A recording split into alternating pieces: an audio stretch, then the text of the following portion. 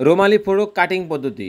সম্পূর্ণ কাপড় লাগবে এখানে 3.5 গজ। তো 3.5 গজ থেকে কি করবেন, এখান থেকে 1 গজ কাপড় আলাদা করে কেটে হাফ বডির জন্য রাখবেন।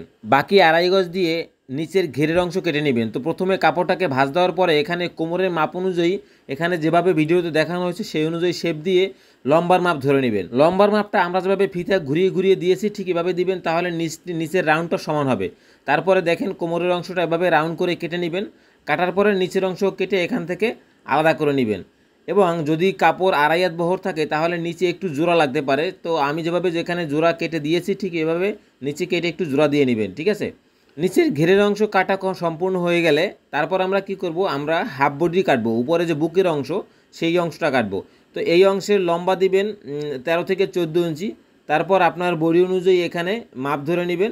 তো প্রথমে পুটের মাপ ধরবেন, তারপরে বডি মাপ ধরবেন, তারপরে এখানে কোমরের মাপ ধরবেন, তারপরে এখানে আর্মহোলের শেপটা দিবেন। আর্মহোলের শেপটা আমরা ভিডিওতে যেভাবে দেখিয়েছি ঠিক একই স্টাইলে দিয়ে দিবেন।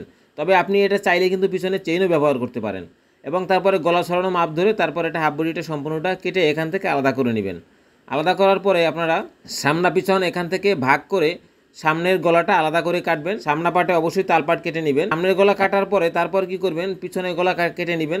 আপনার রুচি অনুযায়ী কাটবেন। আপনি পিছনে চাইলে উঠানো গলা ব্যবহার করতে পারেন, অথবা আপনি বড় গলাও চাইলে ব্যবহার করতে পারেন আপনার রুচি অনুযায়ী।